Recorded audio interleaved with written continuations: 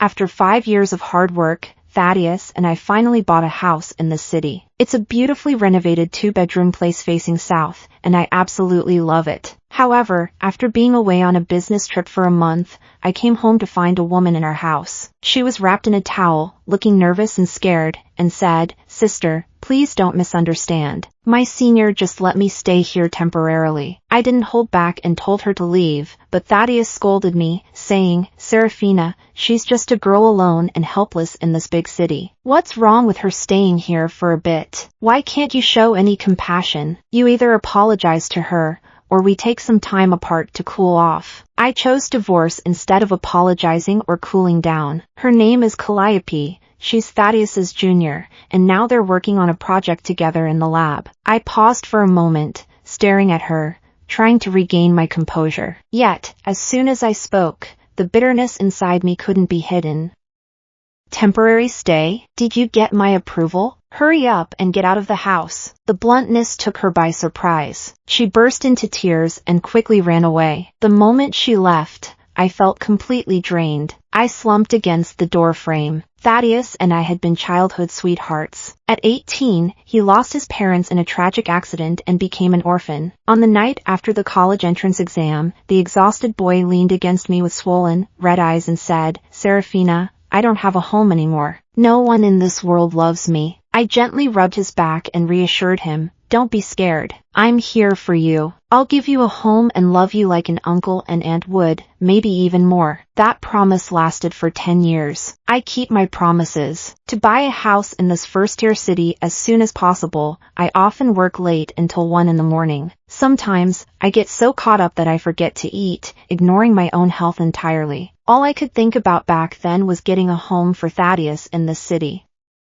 Finally, after working hard for 5 years after graduation, we bought a house and got married. In the living room, there's a wedding photo we took 6 months ago. One arm is wrapped around my waist, and he's looking down at me with such a gentle smile. I look up at him, my eyes full of affection. We really do make a perfect match. But when I opened the door today and saw Calliope, it hit me that something in our relationship had quietly shifted. He understands how important this home is to us, yet he let Calliope move in without telling me. I can't help but wonder what he's really thinking. It poured heavily in the middle of the night, and I tossed and turned in bed, unable to fall asleep. Steamed bun wants to sleep with mommy." I called out several times, but there was still no response from the balcony. Strange. Mantu is an adopted puppy. Its favorite thing to do is sneak onto the bed when we're not around. But today, no matter how much I call, I can't hear a sound. I quickly get up and head to the balcony.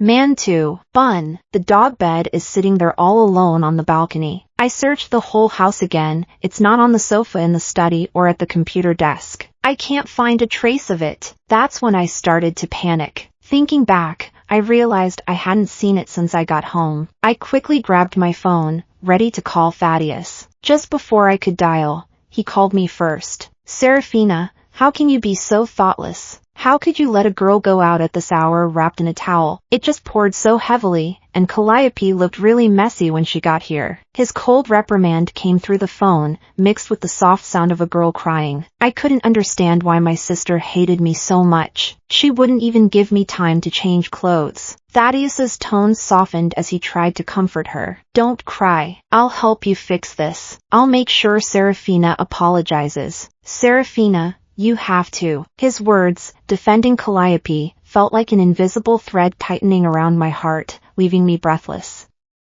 But honestly, at that moment, I was more worried about the buns I had made. I had to push down my discomfort and interrupt Thaddeus. "Thaddeus, the bun is missing. I've searched everywhere in the house, and it's just not here. What if it slipped out and got caught?" The bun is the stray dog we took in during our sophomore year at school. At that time, it was still less than a month old. Its left hind leg got injured by the school security. Thaddeus couldn't bear to see it like that, so he suggested taking care of it. This care lasted for 6 or 7 years. Lately, there have been a lot of dog poisoning incidents in the neighborhood. What if it eats something laced with poison? What if someone kidnaps it? Just thinking about these possibilities makes the heart race. Tears couldn't stop streaming down. I hurriedly told Thaddeus, I'll check around the neighborhood. You head to its favorite park right away. Let's talk about Calliope later, okay? I nearly pleaded the words, but the call ended so abruptly that I missed Thaddeus saying not to look for her.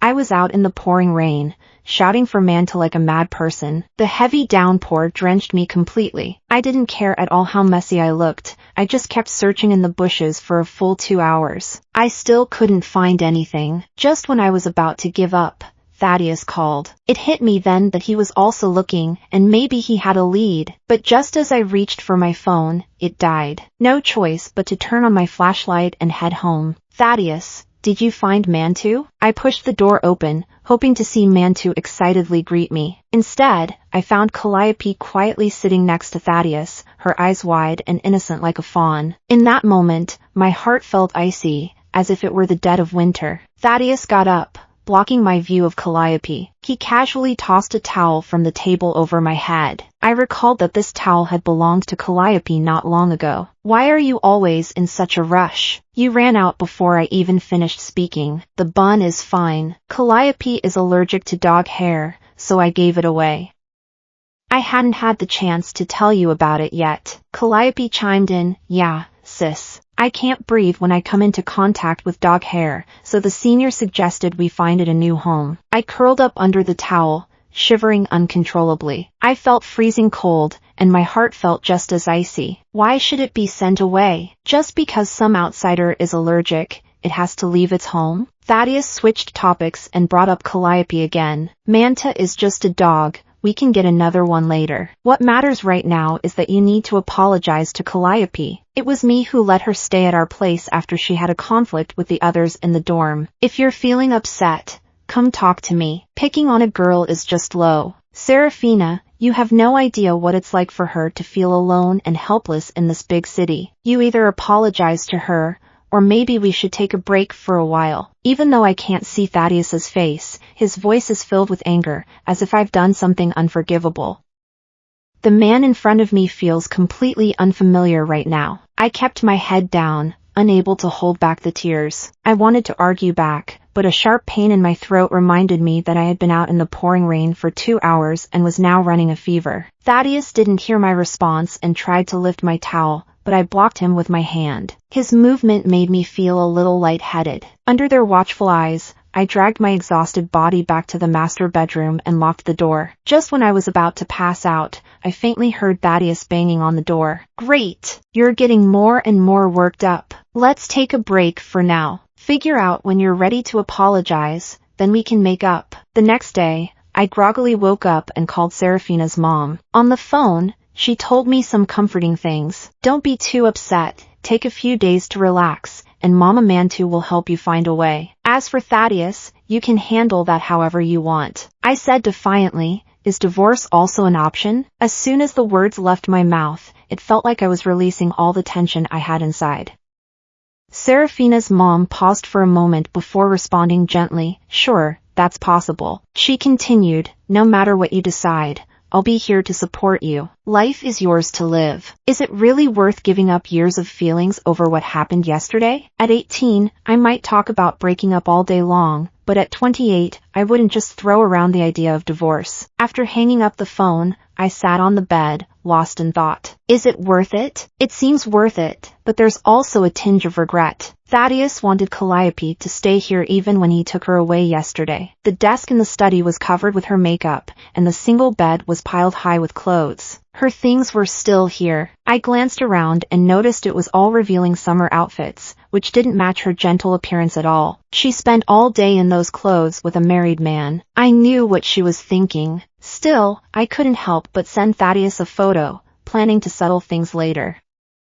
To my surprise, as soon as I sent it, it came back with an exclamation mark. He had blocked me. So, I called him. When the line connected, I heard Calliope's sweet voice. Hello? Is this the sister? The senior is busy with an experiment and can't take your call, but he told me about this beforehand. If you're not calling to apologize, then just leave me alone. I calmly interrupted her, saying, I just want to say, if you want your stuff back in the future, don't come to my place. Turn left when you go out and check the trash can in the neighborhood. I hung up the phone without showing any emotion. Sorry? What a joke! After a while, I got a friend request on WeChat. It was from Calliope. No big deal. Anyway, I've worn all those clothes, and the senior even praised me for looking good in them. If she wants to throw them away, go ahead. I let out my feelings and stuffed everything into a big plastic bag. Then, I wiped down the spot where the stuff was kept with some alcohol. But as I was cleaning, tears started to stream down my face without me even realizing it.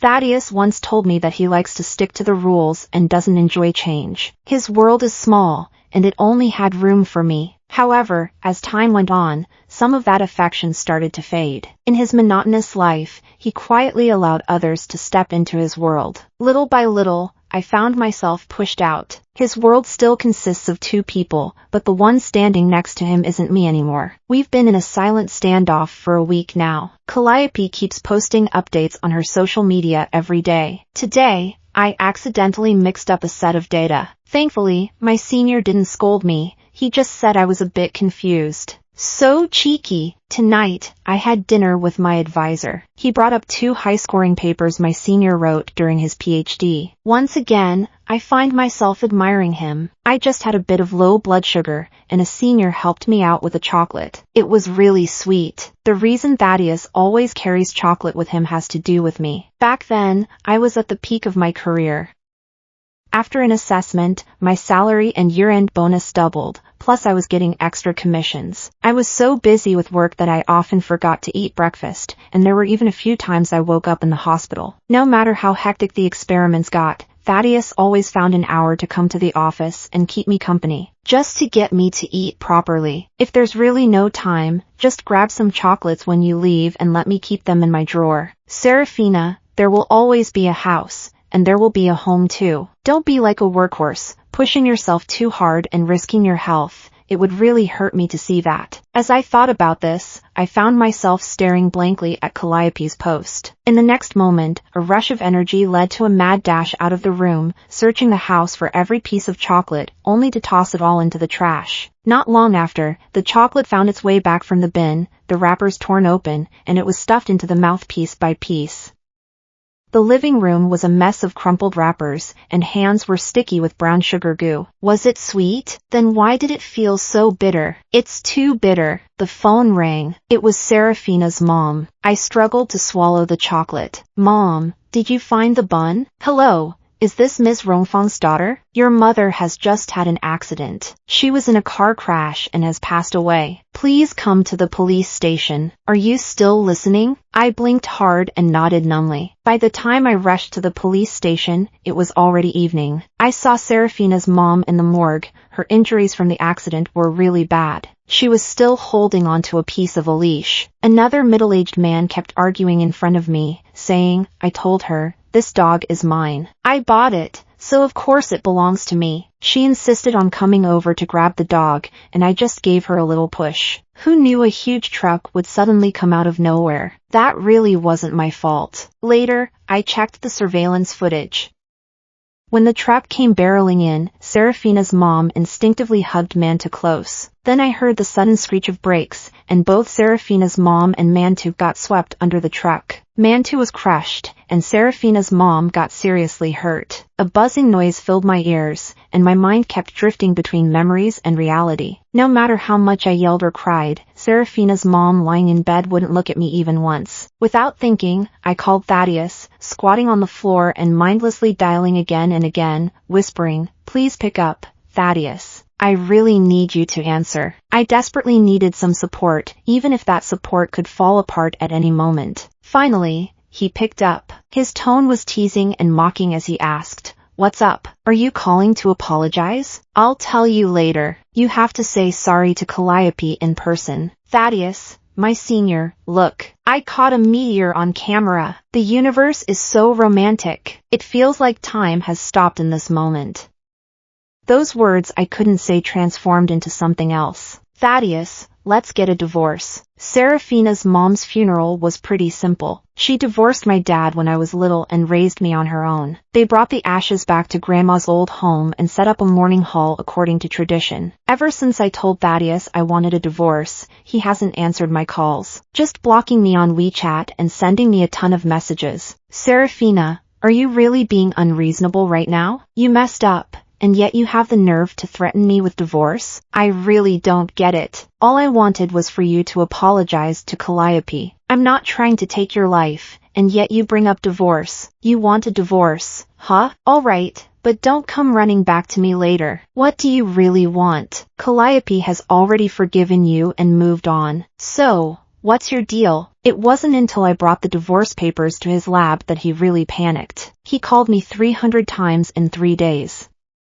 When he saw that I wasn't picking up, he sent a bunch of messages too. Don't be too stubborn. Marriage isn't a joke. Do you remember the things you used to say? Serafina, where are you? I want to see you. I sent him the address. Before long, he arrived, and Calliope was right behind him. I casually glanced around the room and spotted Serafina's mom's photo. I frowned slightly. Carefully tugging at Thaddeus's sleeve, I whispered, "Senior, I'm a bit scared." In the past, family members had consulted a fortune teller, who said I had a light fate and shouldn't stay in places like this. This time, Thaddeus didn't follow her wishes. He stood there, staring blankly at the photo of the deceased. After a while, he finally came to himself and approached me, wanting to hug me. I suddenly pushed him away and slapped him. The sharp sound echoed through the memorial hall. "What are you doing?" Calliope yelled, pushing me away with a fierce urgency as she rushed to check on Thaddeus's face. "Are you okay? Does it hurt? If I had known you'd act like this, we wouldn't have come here. Let's just go back." Thaddeus didn't leave with Calliope. He just stood there like a statue. After a while, he finally found his voice. "Serafina, what's going on? How did this happen?" Serafina's mom was pushing the dog dealer for the buns when she was knocked under the car. "Thaddeus, I really hate you. You took away Serafina's mom, Mantu, and my home." I was hitting him hard while crying hysterically. Thaddeus was caught off guard and could only hold me tightly, trying to explain urgently, "No way. I clearly sent Mantu to the school for the students. Calliope helped me find someone. How could it possibly be connected to a dog dealer?" "Humph. What kind of expertise is that? What grade are you in? Where do you live? He adopted Mantu. Do you have his contact info? Have you seen the follow-up video?" He looked at Calliope, his eyes full of questions, but she felt uneasy. She turned away and whispered, "I've been really busy lately, so I haven't been in touch with him." I gave them a cold smile. Serafina's mom and Mantu will always be a knot in my heart. The weight of 2 lives feels like it's about to crush me, leaving me completely drained. Thaddeus, deep down, we both know there's no turning back now. You've signed the divorce agreement, right? I just got back from my hometown after helping Serafina's mom with the funeral for a week. When my colleagues found out what I was going through, they all came to offer their support. I thanked everyone, then headed to the manager's office to hand in my resignation letter that I'd prepared earlier. Thaddeus frowned slightly, a look of regret crossing his face. "Serafina, you've been with the company for so long. I really appreciate your skills. If there are any issues with the salary, we can talk about it again." I shook my head to decline. When I first joined this company, I focused on the high salary, hoping to save up for a house. However, after everything I've been through, I feel really drained and want to move to a different city for a change of pace. That day, we couldn't finalize the divorce agreement. Thaddeus was reluctant, and he still didn't know where he went wrong. That day, he knelt beside me with Xiaopa and sincerely bowed 3 times to Serafina's mom. After that, he helped me take care of other funeral arrangements and sent Calliope home first. I didn't stop him. These were all things he was supposed to do. Not many people came to pay their respects, but everyone kept saying we made a good match. One relative's daughter even whispered to me, "Serafina, I really envy you for marrying such a great brother-in-law. After your aunt passed, he was right there by your side, handling everything without a single complaint." I just smiled and didn't say a word. When it comes to whether something fits well, or if a marriage is truly happy, only the person involved really knows. Following her gaze, I looked over at Thaddeus, who was busy with something. Memories of what he had said to me over the past few days came flooding back. "Serafina, there's really nothing between Calliope and me. She's just my junior, and I need to look out for her a bit more." He had reassured me when she was crying, desperately asking for help to find a place to stay because she had a falling out with her roommate. A young girl like that, all alone in the city, I can't just let her end up living under a bridge, right? I don't really want to comment on his explanation. There are so many hotels and rental places out there. Why did they have to bring someone home? They even sent the bun away just for her. Thaddeus noticed my cold expression and couldn't help but raise a hand to his forehead, looking quite frustrated. As for the situation with the bun and Serafina's mom, I never expected it to turn out like this. Life is like that, right? No one knows what surprises tomorrow will bring. Can we not get a divorce? Serafina's mom is gone, and I just want to take care of you. If you really care about Calliope, I'll keep my distance from her from now on. Just after he finished saying that, Calliope called. Her voice was filled with panic. Senior, I messed up the data I have. The rest of the experiments are ruined. The professor really laid into me. Do you think he would actually kick me out of the project? If he did, all my hard work would go down the drain, and I wouldn't even get my diploma. Senior, please come back and talk to him for me. I'm begging you. After I hung up, Thaddeus looked at me hesitantly and said, Serafina, there's been an issue with Calliope. If she doesn't get her diploma, it will seriously mess up her life. I can't just stand by and watch her get expelled. I'll only be gone for a few days, then I'll come back to find you. Watching him walk away, I started to feel calmer inside. Thaddeus, oh Thaddeus, her life is her own, but does that mean I have to just go with the flow? When I left the city, I didn't reach out to anyone. The police were handling the aftermath of Serafina's mom's accident, while I left the divorce with Thaddeus to the lawyer. The division of our assets is pretty straightforward. We've got $2 million in savings and a mortgaged house. I told the lawyer to try and negotiate the house with Thaddeus, while I'll give him the savings. After a week in Montana, I got 2 calls from Thaddeus. The first time, he was drunk, and it seemed like he was with some professors and classmates from the lab. They all knew about our divorce and were urging me to reconsider. They said, there are always some bumps in living together. Couples fight sometimes. Serafina, you should come back and have a heart-to-heart with Thaddeus. There's really nothing that can't be worked out. You know, the senior is really struggling because of your divorce. He's been zoning out during experiments and his focus is all over the place. This particular research project is super important. If he gets distracted and messes it up because of this, it would really be a shame. Serafina, you should come back. I shot back without holding back. If your partner was being ambiguous with someone else and it led to a loved one's death, would you still be calm enough to talk it over? If that's the case, I'd have to call you a saint. For the holidays, I'll just send you a Ninja Turtle as a gift. Once during the Mid-Autumn Festival, a call came in asking where some important documents were stored. I always kept essential items in a specific spot. Thaddeus should have known that. He called, mostly looking to see if I'd changed my mind about things. Serafina, do we really have to get a divorce? I was standing by a rye lake, feeling the cool breeze. The weather was refreshing, and it felt nice. In that moment, my mind was unusually calm, and I listened quietly. During the time you've been gone, I've done a lot of thinking. I realize I was a bit impulsive when it came to handling things with Calliope, and that must have upset you. But honestly, there's nothing sketchy going on between us. I also feel really sorry and sad about the situation with Mantu and Serafina's mom. Unfortunately, we can't change the past, but we can cherish the present and focus on living our lives well. We grew up together, spending every single day of our lives side by side. We've never been apart for more than 2 months. You were there when my parents passed away, when I got my PhD, and when my project succeeded. I can't imagine what life would be like without you. So, Serafina, please, can you give me another chance? Let's not get a divorce. I didn't respond in a clear way, neither good nor bad. I just casually asked, do you think meteors are beautiful? There was a moment of silence on the other end. I could hear the wind blowing and his labored voice. I don't know how you felt back then, Thaddeus. I will always remember what happened that day. I can't forgive you, and I can't forgive myself either. If it weren't for me, Serafina's mom wouldn't have gone looking for Mantu, and the accident wouldn't have happened. The weight of 2 lives is really heavy. It's something nobody can bear. After a long while, he finally replied, okay, I get it. I'll take care of this. As October approached, I left Montana and headed to a small village in Asheville. Just like I told Thaddeus before, I can't handle the burden of life anymore.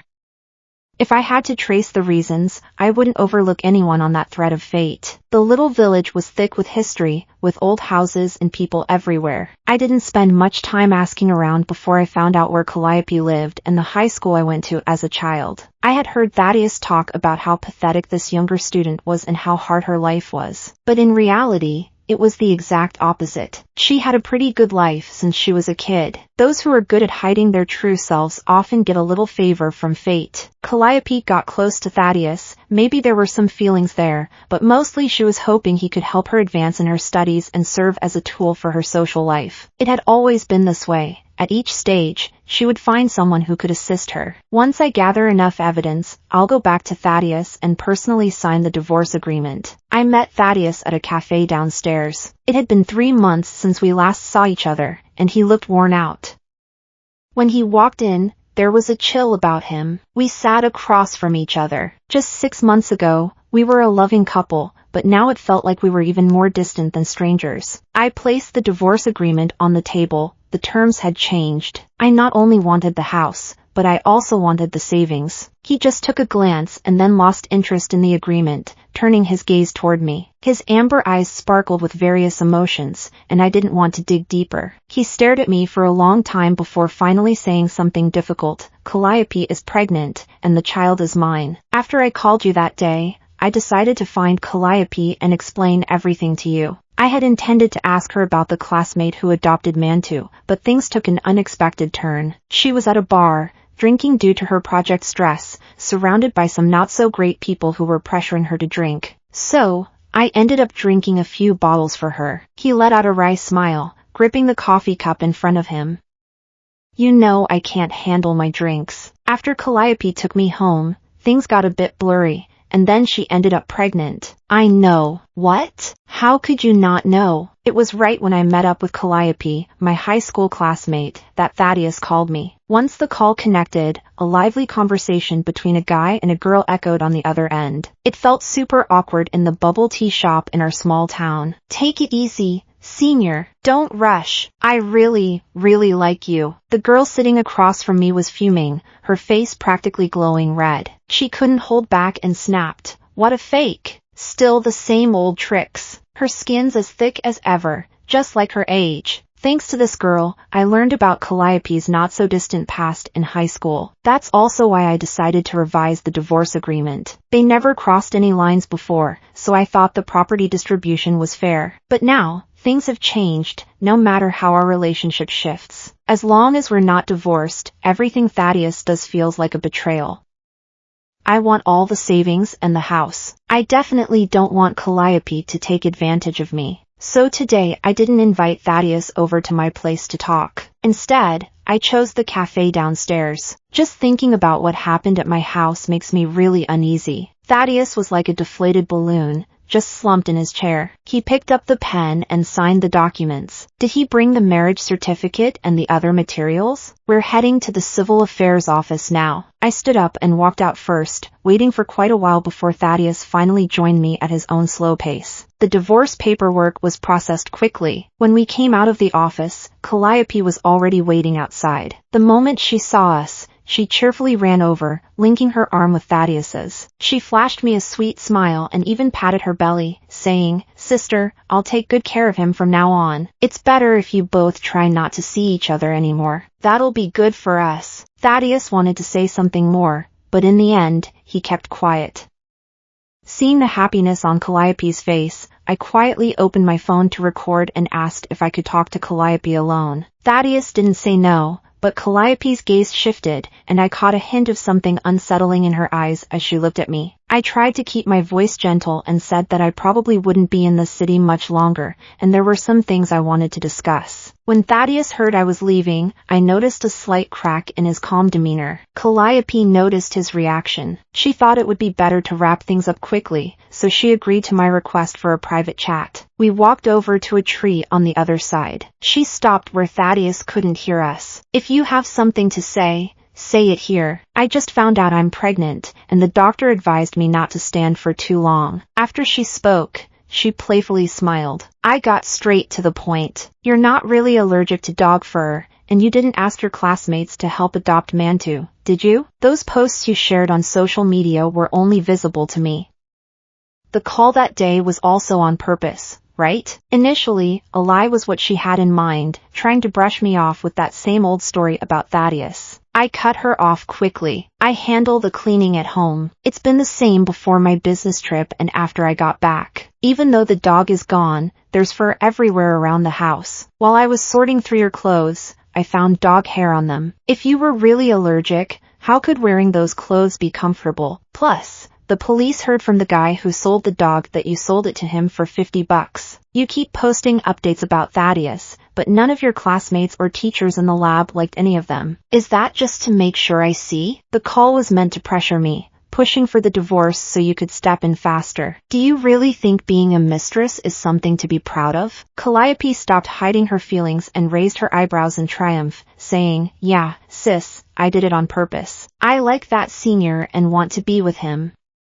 What's the problem with that? The method doesn't matter as long as I reach my goal. Look at you now. You're the loser while I'm the winner." Seeing that bright smile, I didn't say anything else and just turned to leave. People are busy with their own lives, while fate is watching. The good times are about to come to an end. When academic data trended on social media, it was right at the graduation season of the following year. The school Thaddeus is at can no longer hide the truth. Ever since the last time I split from the Civil Evidence Bureau, I've been gathering evidence and waiting for the right moment. Graduation season in June is my chance. The project Thaddeus is handling this year is the most valued and heavily funded one the school has seen in nearly a decade. It's also a great opportunity for academic breakthroughs. At that time, I never imagined he would actually allow Calliope to get involved in such an important project. Behind a crucial data conclusion, he unexpectedly gave up his position to Calliope, allowing her to include it in her thesis.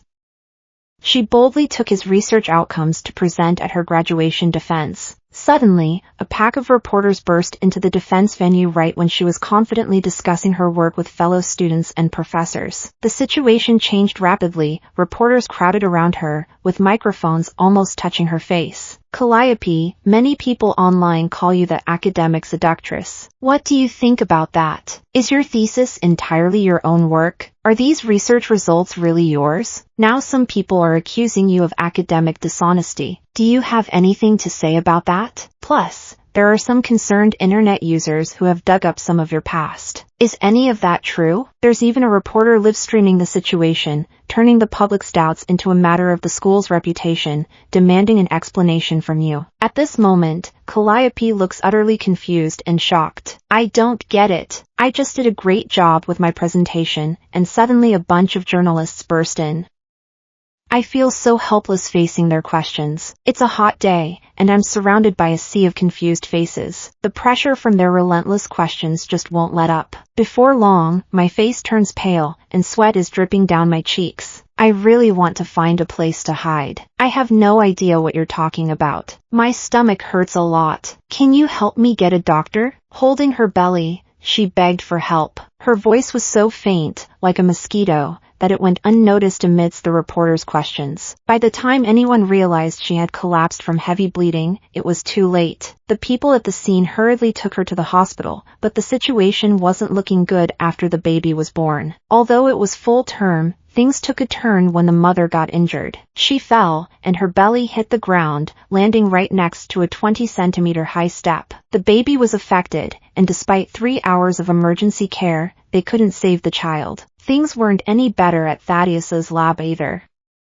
Impulsive students gathered, completely ignoring the security's advice, turning the lab into chaos. One student was especially upset and confronted Thaddeus, saying, "I asked you to let me be your assistant, but you gave the spot to Calliope instead. I worked so hard for my achievements, yet they don't even compare to the night Calliope spent with you. We always looked up to you, but you turned out to be such a letdown. Thaddeus, just get out of this school already. Thaddeus, get out of this school now. Thaddeus, just leave the school." Amid the chaos of shouting, Thaddeus got hit in the left eye with a beaker by an excited classmate. It's been 3 months since the academic scandal involving Calliope, but the online backlash against her and Thaddeus hasn't died down. I divided the evidence I have into 2 parts. One focuses on the academic dishonesty of Calliope and Thaddeus, while the other highlights Calliope's involvement in a marriage and her actions during high school. Calliope is truly off-putting. Back in high school, she secretly sought extra math tutoring from a teacher to boost her grades, and she even slept with him in exchange. Everyone in our grade knew about it. The school ended up firing the teacher, and she transferred to another school. It was really tough for the seniors at that time. The teacher was the head of the research group and also in charge of 2 college entrance exam classes. I was from a nearby school, and I heard that after her affair with the teacher came to light, when the teacher's wife confronted her, she even claimed it was forced. Truly shameless. So many years have passed, and nothing has changed. She's still using these same tactics to get by. Besides that, the audio of me questioning her back then has gone viral online. The topic of the affair clearly dominated the trending charts for a whole week. Thaddeus and Calliope quickly became the center of attention, facing a lot of criticism. Once I sorted out their issues, I finally felt a sense of relief. I sold that apartment from back then for $5.6 million. After paying off the mortgage, I had over $2 million left. Together with my savings, I had more than enough to live comfortably in a small town for a few years. Over the years, I haven't really looked into their situation, but I've had a few acquaintances share bits and pieces of information with me. When Calliope woke up, she realized her child was gone. She held the baby without shedding a single tear, handed him over to Thaddeus, and then just left. After that, no one heard anything from her again. There were rumors that she went to a few places several times, but then she completely vanished. Thaddeus, on the other hand, got expelled from school, and the lab stopped accepting him too. I heard he lost one of his eyes and tried tutoring, but the students were scared of him, and no parents dared to hire him. Then, one year during Qingming Festival, I went to visit Serafina's mom's grave. A bunch of chrysanthemums sat in front of me, and there was a toy on the small bed. Through the light rain, that lonely figure reminded me of Thaddeus. I stayed there for a while, then tossed away the chrysanthemums and the toy. Life was calm and peaceful. There was no need to get caught up in old people and past matters, right?